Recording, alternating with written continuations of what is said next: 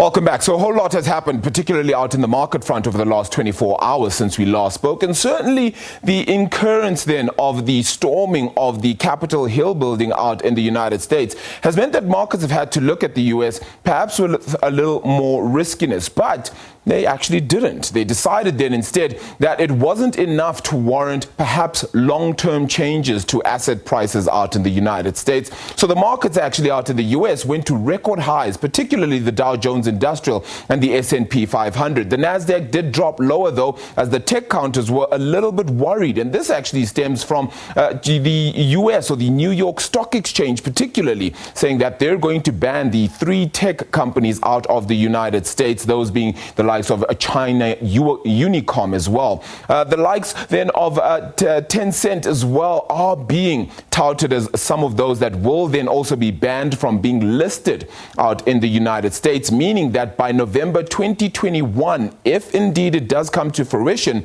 the likes of Alibaba and Tencent will no longer be able to be bought by any US corporation then and be traded upon if the news is true. This does mean then that things out in that US-China trade war continue then to spiral out of control. Where exactly things will go, nobody really knows at present. So markets perhaps looking towards that tech war and seeing what exactly will certainly happen out of there. The United States has continued to climb to record highs. As I said, an economic picture out of there has shown that indeed things are getting slightly better.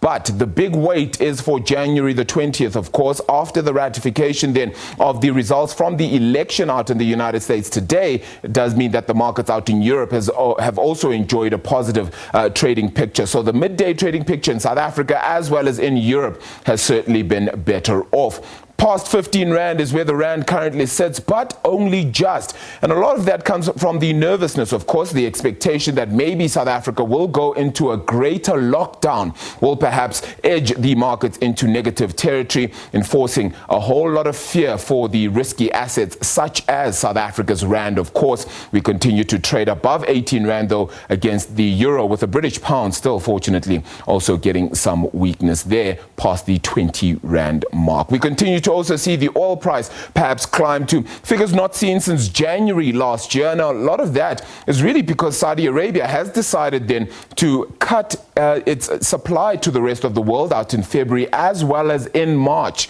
What that means is that if you have less supply, demand continues to rise, the price then shoots up.